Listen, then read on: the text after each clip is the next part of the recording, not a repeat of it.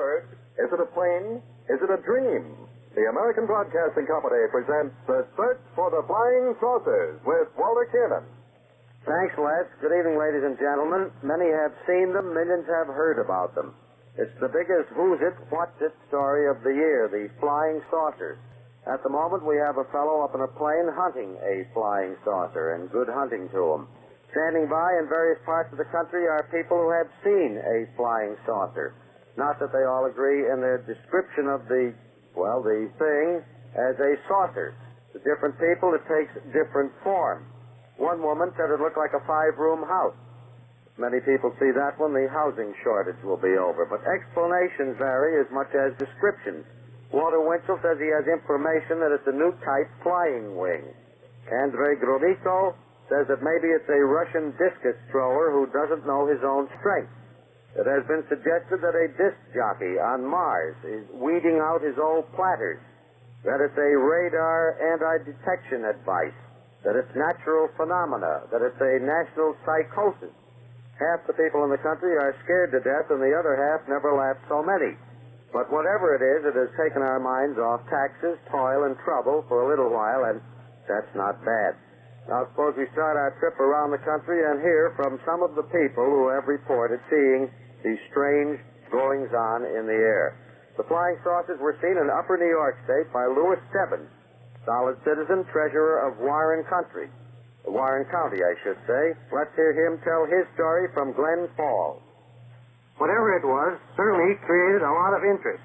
And I say whatever it was because, frankly, I am still wondering. It was on Friday night, the 27th of June, somewhere between 9:30 and 10 o'clock. Our neighbor, Mrs. Caffrey, my wife, and I were sitting on the porch when we saw this bright, shiny object moving in an arc-like path across the sky. The thing was about the size of an automobile headlight, and it appeared to be giving off a bright red fire from the front and blue from the back. We couldn't exactly say it was a flying disc we had been hearing about on the radio. Rather, we suspected it might have been a large meteor. I took a lot of kidding about the thing until the papers published a story about the American Meteor Society's report that a fireball, a type of meteor, may have landed that night in northern New York or Vermont. And I hope it was a meteor. Then maybe folks will stop phoning at 2 a.m. asking if I have found the cup to go with my flying saucers. That's my story. And now back to Walter Kiernan. Thanks, Mr. Stebbins, and hope you find the cup. Well, the strange discs were seen, too, over Tennessee. They were seen there by a former sheriff and present game warden of Johnson City. I don't have his name, I'm sorry to say. I try not to have too much business with sheriffs. But anyhow, he tells us about it now. Exactly when and where did you see your saucer, Mr. Brummett? It was about dark 2 weeks ago, the day before reports were carried in the papers all over the country. I saw it from the front porch in Elizabethton for about 5 seconds. The front part of the object was oval-shaped. It was a dark bluish color and had a flaming red tail. It was moving horizontal to the earth just like an airplane, but it wasn't, for the light was quivering. You say it had a red tail. Could it have been a falling star? No, sir. I've seen many a falling star in my life, but never anything like this flying saucer before. It was too bright and too red to be a star. Well, Warden Brummett, there's a rumor in these parts that the dancing disc might be atomic energy on the loose from Oak Ridge. I don't believe that. If it had anything to do with atomic energy, the government would have announced it by this time, certainly. Well, thank you, State Game Warden Ernest Brummett. This is Bernie Burleson speaking, and now, back to Walter Kiernan. Thank you, Warden. First time I ever said that. Well, the West Coast has had more flying saucers than any other part of the country. I hear New England is very jealous. But standing by our ABC microphones on the coast, our Assistant Director, Monroe Manning of the World's Inventors Exposition, and DeWitt Miller, Authority on Psychic Phenomena. So let's go to Los Angeles. One of them, Mr. Manning, has offered a reward of $1,000 for the first flying disc to be presented to the World Inventors Exposition before tomorrow night. Mr. Manning, have you received any claims for the reward yet? Yes, I have. Just a few hours ago, I was told there was a man outside with a flying disc. So I went out to see him, and I said, "Where's the disc?" He pointed straight up and said, "It's up there." I looked up, but I couldn't see anything, and I said, "Well, I can't seem to see it." He said, "Well, that's because it's composed of invisible gas." I said, "Gas?" I said, "Well, get it out of here. It might be an inflammable gas, and if I take it inside, it's liable to set the auditorium on fire." I said, "Get going." That's the last I saw of the man. Well, thank you, Monroe Manning. Last night, a resident of North Hollywood reported that a flying disc landed in his flower garden. First reports created a flurry of excitement, but a few hours ago, Army intelligence officers announced that the disc was a phony, probably the work of a couple of youthful pranksters. Our second guest, Mr. Miller, author of Forgotten Mysteries, has spent 15 years accumulating case histories of unexplainable happenings. How does the mystery of the flying saucers look to you, Mr. Miller? Well, the first reports of the disc are the most reliable. They have little in common with the deluge of stories that exploded on the 4th of July. The two most credible original reports were those of Kenneth Arnold, a pilot, whose story started the whole affair, and the report of the crew of an airliner. And you think the other stories are just imaginary? We might call them disc mania, brewed out of bad observation, hysteria, folk truth, and the natural human love of telling tall tales. But what do you believe is the basis for the original report? I think the disc may be the result of secret experimentation by the Army and the Navy. This is entirely possible despite official denials. Second, don't sell the Martians down the river. The disc may actually be from Mars or somewhere else in outer space. There have been many reliable reports for the past 150 years of strange things seen in the sky. Well, thank you, R. DeWitt Miller. And now back to Walter Kiernan. Thank you, gentlemen. As I say, many have seen the flying saucers, but not many claim credit for them. Down in Virginia, there's a fellow who says he may be responsible for the whole thing. He's not quite sure. But after what we've heard, who is? Anyhow, let's hear what Kyle Walker has to say from Roanoke. And here's Kyle Walker, whose connection with the flying saucers goes back to a new game he's invented. Now, Mr. Walker, tell us how your game has anything to do with those saucers. Well, my game is called Spin Sailor. It's played with lightweight aluminum discs. A few weeks ago, I decided that the game needed some publicity, so I turned over several hundred special duplicates of the disc to an advertising man who flies his own plane. I told him to drop them into the air over the Midwest, the Pacific Coast, and Canada between June 20th and July 4th. But what's your advertising stunt got to do with the flying saucers? Don't you see? Some of the gadgets are 2 feet in diameter, made of rubber, inflated with gas and covered with luminous paint. After starting to spin around in the air, they may go as far as 1,000 miles. And they would look very much as those flying saucers have been described.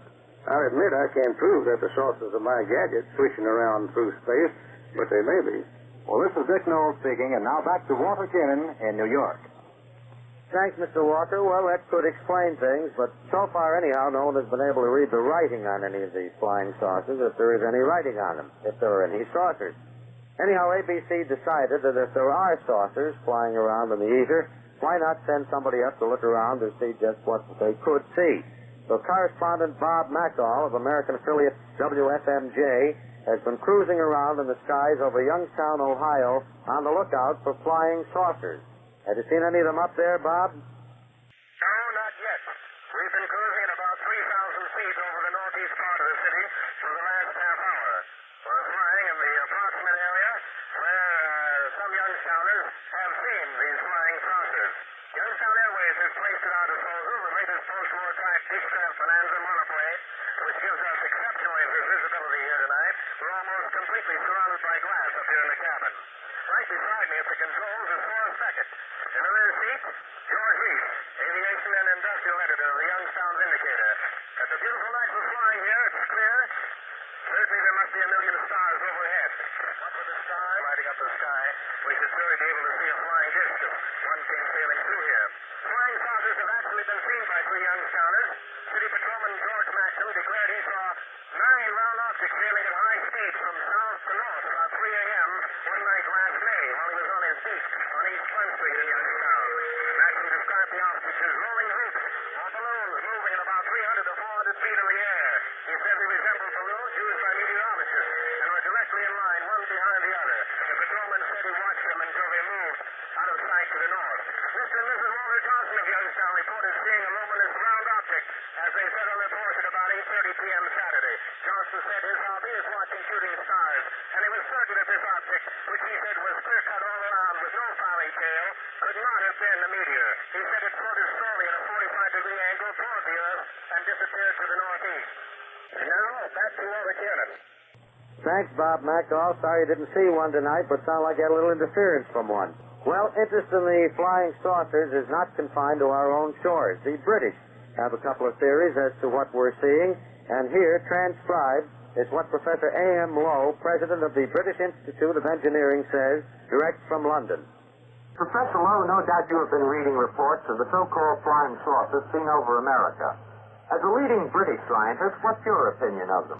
Well, I must say that, in my opinion, it must be due to mass hysteria. I know you've got to be very careful nowadays.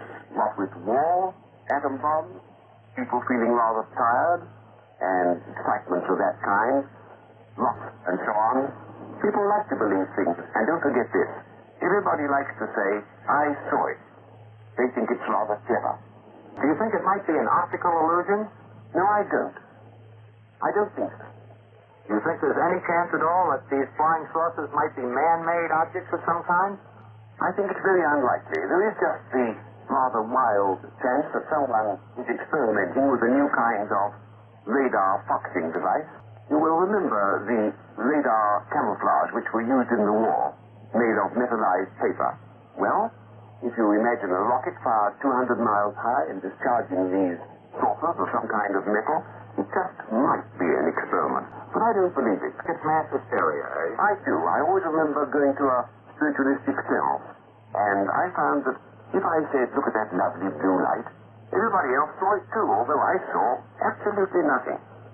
In other words, you really don't expect to see a flying saucer come down in Piccadilly Circus here in London, eh? No, I wish to goodness I could. I'm sure poor old Eros would be quite surprised. I should be delighted. How was that, the only thing I've said about them so far is in Brighton. And, of course, Brighton, well, it's such a charming place, you might see almost anything there. And another man, by the way, said that he saw one of them flying so high that he didn't know whether it was a house, an aeroplane, or the top of a ginger beer bottle. Now, I think he was very lucky. But we don't have anything quite so strong as that over here. I see. Thank you very much indeed, Professor Lowe. This is Frederick G. Opper in London. Now, back to New York. Well, thanks, Professor. One nice thing about it, though, if a Britisher wants to see the Loch Ness Monster, he has to go to Loch Ness. Here, you can sit right on your front porch, wherever you happen to be, and you sit as good a chance of seeing a flying saucer as the next fellow. Well, there you have it, but what have you got? Undoubtedly, there is something to the story of the flying saucers, whatever they are. The fellow in his cup might be a poor witness to a flying saucer, but when sober, serious citizens around the country look into the skies and see a something, they can't be dismissed as eye strain or eye wash. I haven't seen a flying saucer, but I'm going up on the roof now. There's a telescope there, and if I can't see a flying saucer, I'll settle for Venus. Any Venus. Mr. Griffith, will you bring us out of here? Sure will, Walter. The search for the flying saucers was produced by our Special Events Department. Directed by Joe Graham. This is ABC, the American Broadcasting Company.